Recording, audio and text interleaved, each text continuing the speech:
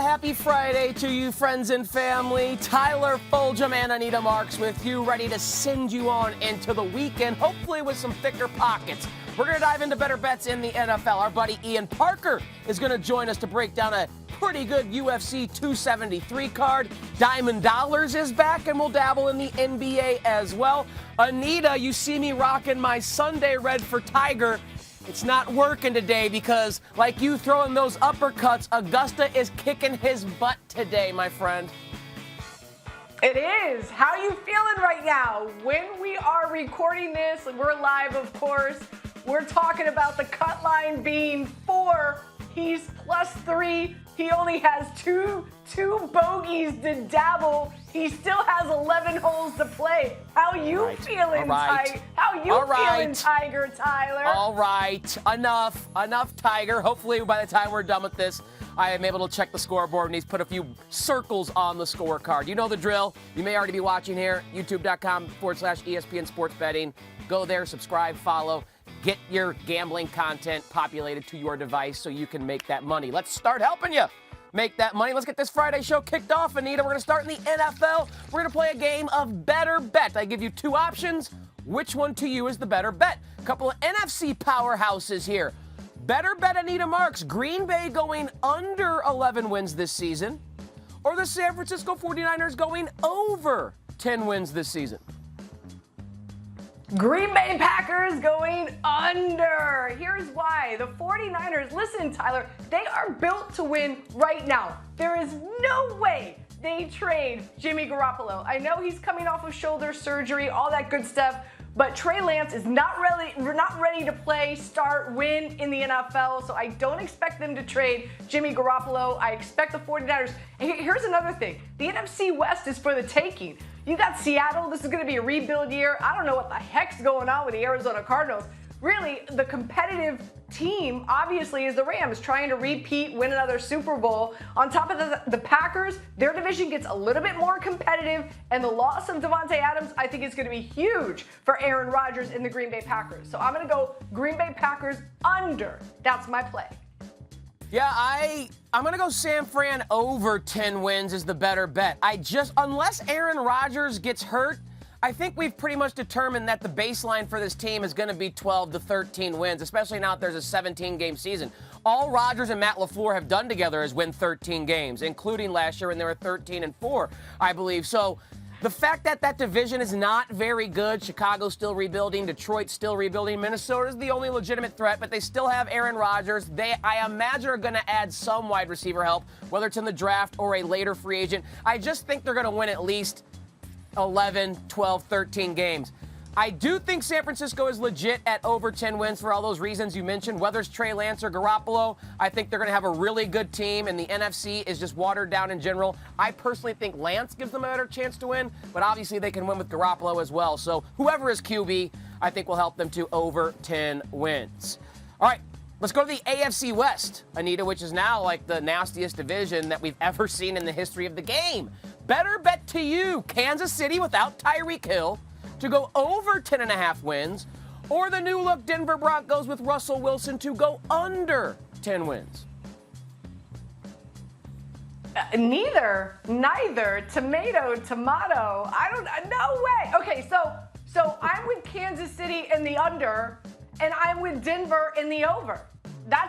Listen, Kansas City has the most difficult schedule coming in to this year's NFL season. On top of the fact that they lost Tyreek Hill, I think is going to be a huge takeaway for them. Meanwhile, Denver, I love the addition of Russell Wilson as well as Randy Gregory on the defensive side of the ball. So I'm actually on the opposite side of both these.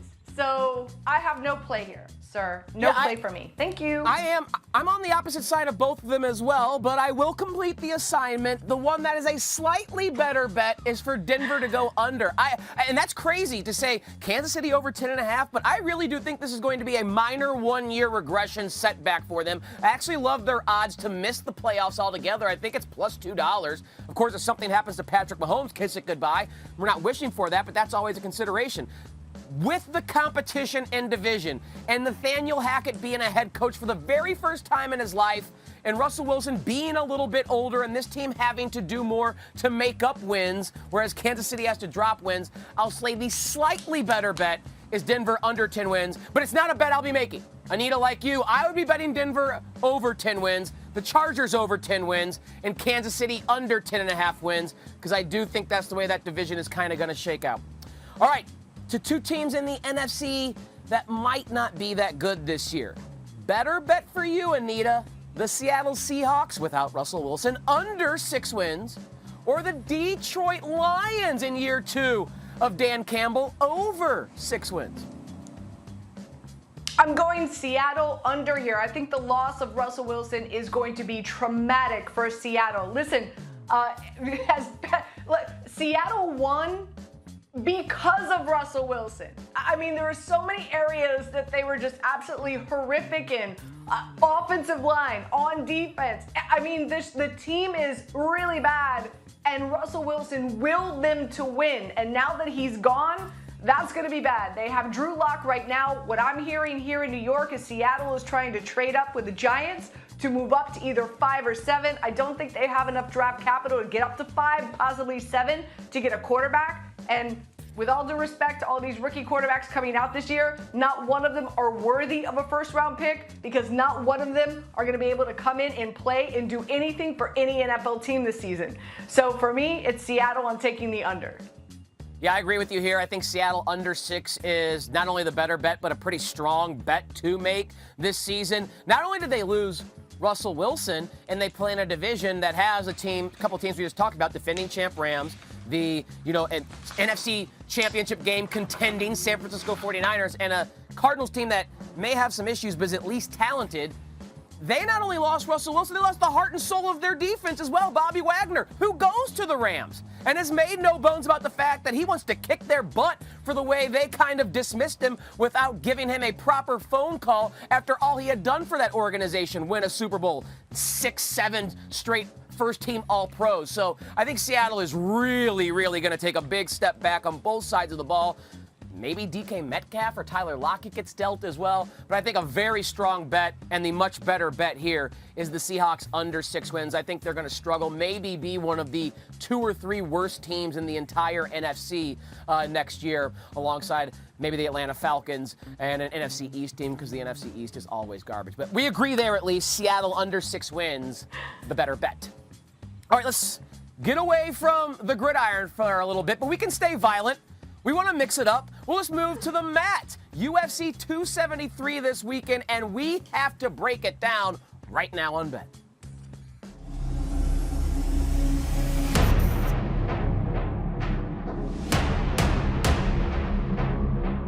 Alexander Volkanovski is the man. Make no mistake about it. Championship medal from Volkanovski. One of the more underappreciated champions.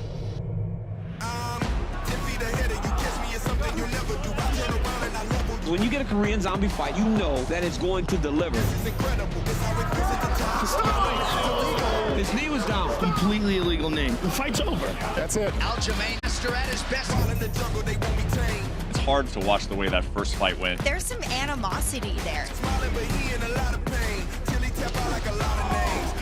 Gilbert Burns can really do it all. So fast, so powerful, so precise. I have a bomb right here.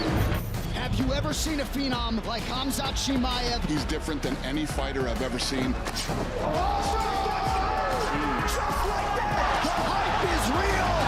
I give it all that I got.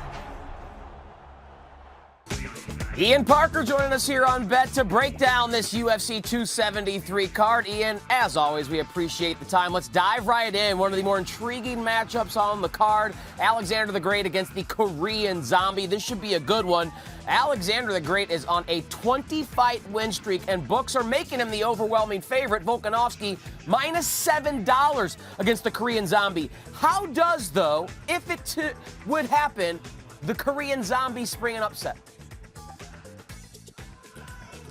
Well, look, they call him the Korean Zombie for a reason. He just doesn't die. He doesn't go away. But what he has to do is he has to stay away from Alexander Volkanovski's leg kicks, and he's got to lead the dance. He's got to use that wrestling. In the beginning of his career, he was able to threat with submissions. If he can do that, he might be able to steal rounds. For me, that's the blueprint for the Zombie.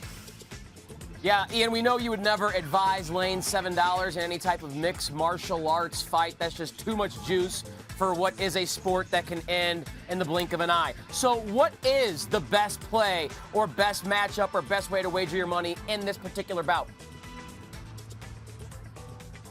You know what, for me, it's Alexander Volkanovski by decision. I also like the fight to go over 3.5 and over 4.5 rounds here. The over 4.5, I think, is a really strong number. As much as Volkanovski sits here and he tells us all that he'll be very unhappy if he doesn't finish, he's just not a finisher, but he can dominate for 5 rounds. Let's go Volkanovski by decision. All right, Ian, the other bout we want to dive into at the bantamweight division featuring Aljamain Sterling and Peter Yan. This will be the second time that the two tangle. You may recall the first time Sterling won by DQ because he was hit with a knee while he was still planted with a knee on the mat. We see Yan as the betting favorite here at minus 450. Were you surprised to see how large the books favored him? Not really, and that's no disrespect to my man Aljamain Sterling. I love Aljo. But here's the deal. Aljamain Sterling was losing that fight up until that point. Petr Yan, he downloads information. He takes the first round off, and he just gets better and better throughout the entire fight. On top of that, in that time, Aljamain Sterling had significant neck surgery, so bouncing back after a year, fighting against an animal in Petr Yan, no easy task. And let's not forget Petr Yan's flawless, epic performance against Corey Sandhagen. For me, that is the exact reason why Petr Yan sits such a heavy favorite. All right, Ian, there are plenty of ways to bet this fight that actually pay out some plus money. The fight going under 2.5 rounds, Yan by decision, are both plus money wagers. If that intrigues you, how would you in particular play this fight? Well, before we get into the plus money, you know, the first fight did go into the 4th round, and if that knee didn't happen, I truly believe that fight would have gone the distance. So I like over 3.5 rounds, even at that number. Like I said earlier, Petr Yan just takes his time, rounds 1, 2, and really picks it up. Really solid power in his hands. Aljamain Sterling is not an easy one to finish. Petr Yan doesn't force it, so let's go by decision. Love it. Ian Parker, our guy, breaking down the UFC 273 card. A couple of great fights to look forward to this weekend. We appreciate you joining us here on Bet. Enjoy the fights this weekend and have a wonderful weekend, Ian. We'll chat with you again soon. Thanks, man. You too. All right, Anita, let's get back to it, wagering on things that will take place tonight in the NBA. Going to start with an interesting one, at least one we need to keep our eye on, with the Milwaukee Bucks visiting the Detroit Pistons. Now, we know the Bucks last night got a much-needed win against the Boston Celtics as they jockey for position in the East. We're not sure if Giannis is going to play. You see he's questionable with a calf. The Bucks are favored by 6 right now. You see what Detroit has done as an underdog over the last month or two. They have been almost unbeatable ATS as an underdog. So, Anita, can I entice you on the Pistons plus 6 at the moment, given the trend that we see on the screen? You can absolutely entice me, Tyler. Yeah, listen, again, the Bucks, as you pointed out, second game of a back-to-back. Chances are they do rest Giannis. What's the bigger picture here? I know they're looking to jockey for a better seed in the postseason, but really, I think there's bigger fish to fry. Meanwhile, you've been talking about it a lot on Daily Wager, just how good this Pistons team has been against the spread the last few weeks, the best in the NBA. This is their home finale. I think they're looking to go out with a bang at home. They've won 3 of their last 4, so I like the Pistons. I'll get the points, and also, I'm wearing my Cunningham shirt for bet today. Why? I like the over 21.5 points from my dude Cunningham. So prop bet, he averages 17 points a game. And again, at home, season finale, I think they go out with a bang. I was wondering whose hair that was on your shirt. I hadn't asked you yet, and I haven't been able to see because of the way that the screen was formatted there. But I love the Cade Cunningham shirt, Boo. because we're in absolute agreement here. I'm taking the Pistons plus the points. No more needs to be said. It was Doug Kazarian that turned me on to the Pistons, and I've been riding this wagon, although last game that I took them as an underdog, they did not cover. That was against Luka Doncic and the Mavs, who are playing some really good basketball. Given the situation for the Bucks that you pointed out, and the fact that it probably doesn't make much sense to play Giannis, I like all the reasons that you gave for wanting to back the Pistons plus the points here. I think they can continue that dominant stretch. ATS as an underdog, so we are in agreement on that one. How about this one that intrigues me a little bit? The Brooklyn Nets at home laying 8.5 against the Cleveland Cavaliers. Now, on your screen is some pertinent information, I should say, that I have also been talking about seemingly ad nauseum on Daily Wager. The Nets are garbage at home against the spread, so can I entice you in the Cavaliers plus the points tonight? I do like the Cavs tonight. Give me the 8.5 for sure. Mobley is expected to return tonight, which is going to be huge for them, especially on the defensive side of the court. Garland has been holding it down. He's just been great all season. I already have my shirt request in for Garland, that's for sure, as we get closer to the postseason. They want to keep that 7th seed, so there is motivation there for them. And as you pointed out, the Nets, no bueno at home. So yeah, give me the Cavs and the points for sure. Yeah, the ATS record at home speaks for itself, and some people will go, Tyler, well, of course they weren't covering at home. They didn't have Kyrie Irving. But yeah, the books knew that as well. They were factoring in the spreads without Kyrie Irving, with Kevin Durant, without whatever the case was of who they had available. The books were giving you a proper line for that, and they still haven't covered. In fact, Anita, get this. Their ATS record at home, having just 8 wins, is 6 wins fewer than the next worst or 29th ranked team. That's the lowly Orlando Magic. The Magic have at least covered 14 out of 40 home games this season. And the Nets are like almost 50% worse than the Magic. So I love the Cavaliers. I am with you. We are 2 for 2 in agreement. Give me the points with the Cavs. Love that Mobley's going to be back. I love that you're getting a Garland shirt, too, because that dude has absolutely been balling, especially with Colin Sexton and Ricky Rubio on the shelf. The Cavs have had to deal with a lot of bad injury luck, but I think this is just way too many points to give a team that is proven to be pretty good this year against a team that has just been god-awful against the spread at home. All right. See if we can go 3 for 3 here in the association. I like when we're on the same side, sister. Hawks and Heat. This one's interesting. The Hawks, a 2-point road favorite in Miami, meaning the Heat are probably expected to sit some people. Got a pretty high total of 230.5. Miami's already clinched the 1 seed, so again, that's why you can expect them to probably take it easy. Anita, how you looking at this one? See, this is the most interesting game tonight. So first things first, I'm going to take Atlanta. I'm going to lay the 2, right? Motivational factor here. They want to try to get the 7th seed. If they win out and Cleveland loses out, they have an opportunity to get that 7th seed. But what's going to be really intriguing is Miami. What do they do? What's more important to them? Resting their players to get ready for the postseason, or trying to dictate who their first-round opponent is going to be, trying to avoid the Nets? If it's me and Eric Spoelstra, I want my guys fresh, healthy, rested, ready to go. So I'm expecting Miami to rest players. I could be wrong, but because of that, I'm going with Atlanta and I'm laying the points. All right, we don't have the same pick here, but we're not at odds. We can both win because I'm just going to play the total. Like you, having the uncertainty over who is in and who is out, I'm just going to stay away from that. I, like you, if I'm Eric Spoelstra, would just sit everyone. The Heat can beat the Nets if they play them. You know I don't believe in this Nets team because they just can't play defense. The Heat can play really great defense. So I'm going to go over 230.5. That's high for a Heat game at home. I usually like unders there, but anticipating that their best defensive players will be out, that some younger guys will be getting run who want to get shots up. We know the Hawks play terrible defense on the road, but they play great offense no matter where they're at, and they play fast. I like the over here. 4 of 7 games went over yesterday, Anita. I saw a lot of high scoring because I feel like teams are kind of just mailing it in here at the end of the year.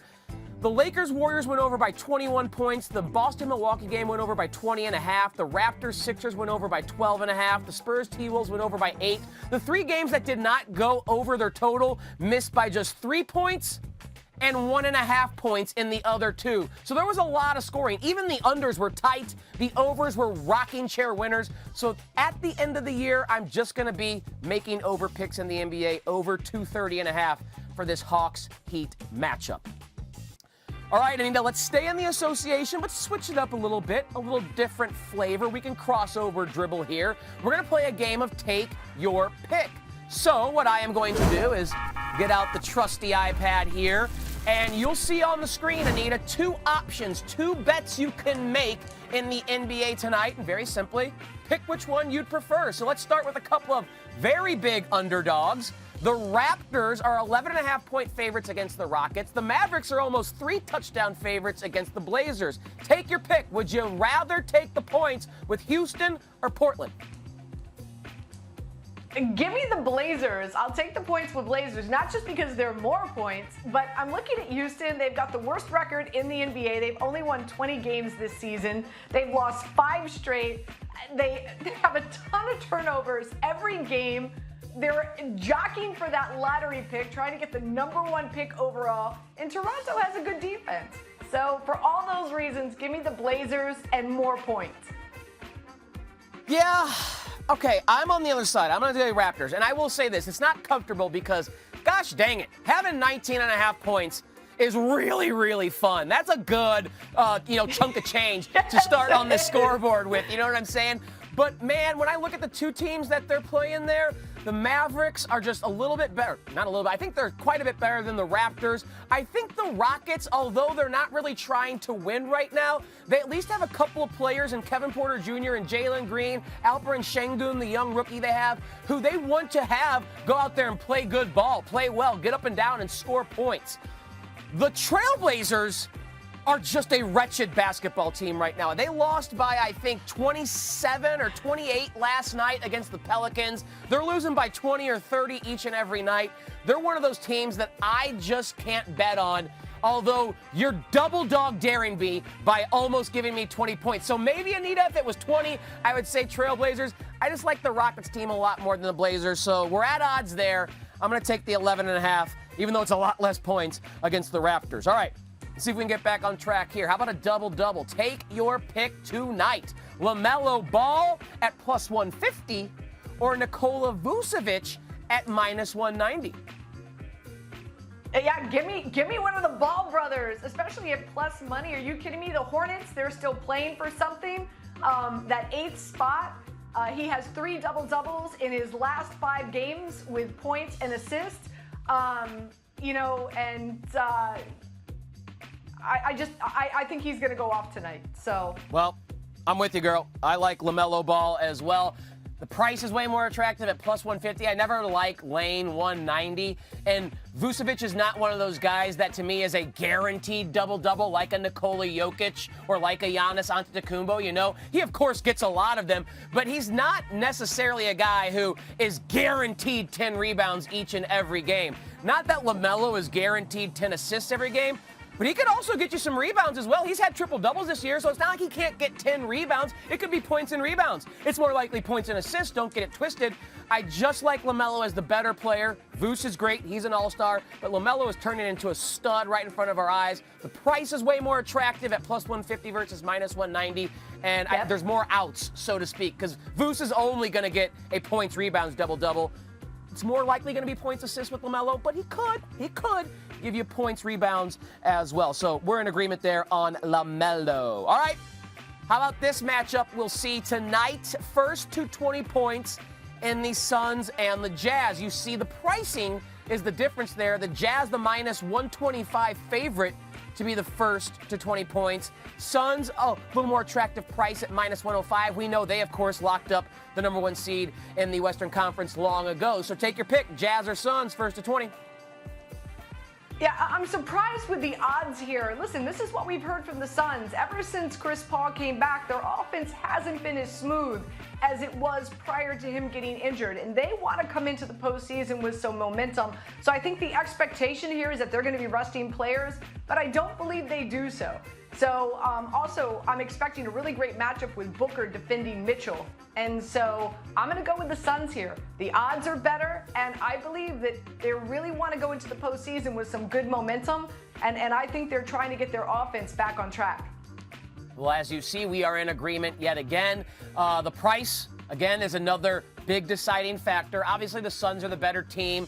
especially at full health. They may be resting some guys, I get that, but I'd rather lay the nickel there instead of the quarter. And the Jazz, Anita, I mean, let's be honest about this Utah Jazz team.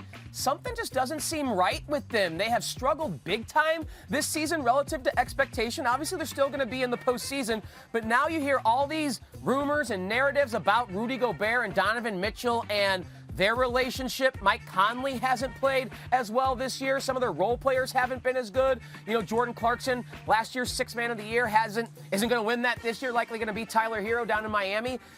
It was so bad, this narrative around Donovan Mitchell and Rudy Gobert, that Quinn Snyder was at the podium the other night, just went off on a tangent about how the media needs to stop trying to drive a wedge between them. And you know when a coach feels the need to say that, there's probably some grain of truth to it. So something just not right about this Jazz team. I don't like wagering them. I think they could be one and done in the postseason. So I, like you, will take the Suns, who they're like the Grizzlies. Even when they sit their best players, they still just win games and play well. So I like that we were in agreement there with two of those three on Take Your Pick. All right, girl.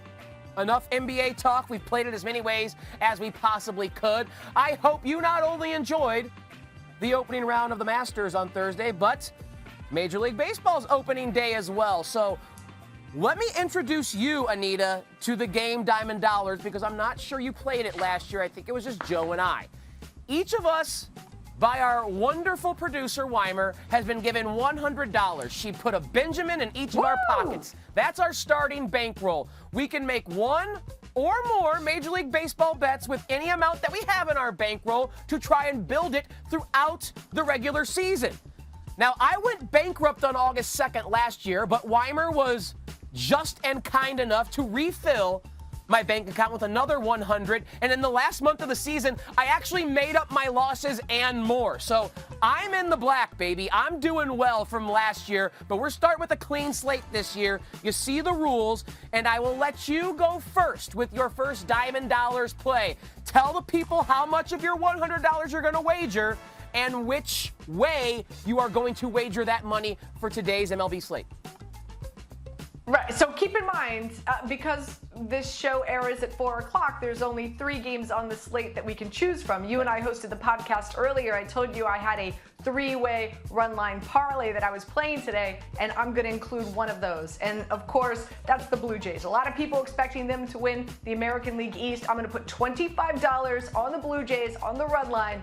Huge home advantage. Listen, they have not played at home in Toronto in front of a crowd since 2019 because of COVID and a number of other issues. The crowd is going to be ballistic. They're going to be so excited. So that's first and foremost, which very interesting, by the way.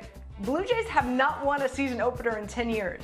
But I just feel that this is a different day. This is a different team. This is a different group. They swept the Rangers last year, and Barrios has had a really good track record against the Rangers as well. So I like the starting pitching for the Blue Jays. So I'm laying $25 on the Blue Jays to win straight up at -170. All right, so wagering a quarter of the bankroll already. I'm kind of scared, Anita, not because we're on the same side. I'm actually going to play the Blue Jays on the run line.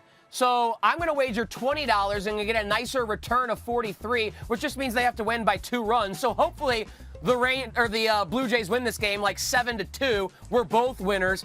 If it's a 1-run win, well, then you're a winner. I'm happy for you, but I take the L. But I did not know that stat that you just threw out there about the Blue Jays not having won, 10 straight opening day assignments? That's kind of scary, but for the reasons that you're pointing out, I am going to take the Blue Jays on the run line. Their offense should be one of the 2 or 3 best in baseball, if it's not the best. I mean, Springer, Bichette, Vlad Guerrero Jr., Cavan Biggio, Teoscar Hernandez. I'm sure I'm missing someone in the middle of that lineup that is awesome, but they are just loaded. And Barrios is a good pitcher. John Gray's a decent pitcher for the Rangers, and they've upgraded their lineup a little bit, but I think the Blue Jays, especially against the Ranger bullpen, are going to put some crooked numbers on the board here. So I am going to kind of tail you here, but I'm going to play the run line for that juicier payout, and I'm risking $20 to return 43. So again, here it is laid out for our viewers. We're both on the Blue Jays, so we're big Toronto fans. Go Canada today. Anita's taking them on just the money line. So a win of any kind wins her money. And I need the Blue Jays to win it by at least 2 runs. Yeah, hot take here. I think Canada has a better national anthem than the United States, Anita. Am I crazy for that? How about little Sarah McLachlan for us to, like, you know? Is that in the... Oh, she does the, like, sad puppy commercials, too. That makes me cry. I don't like those. All right, Anita, I got to get back. I got to get Tiger some good juju, baby. I'm worried about the cut this weekend. Love you, girl. Enjoy watching the Masters all weekend long. Everyone have a great weekend. We'll see you on Monday.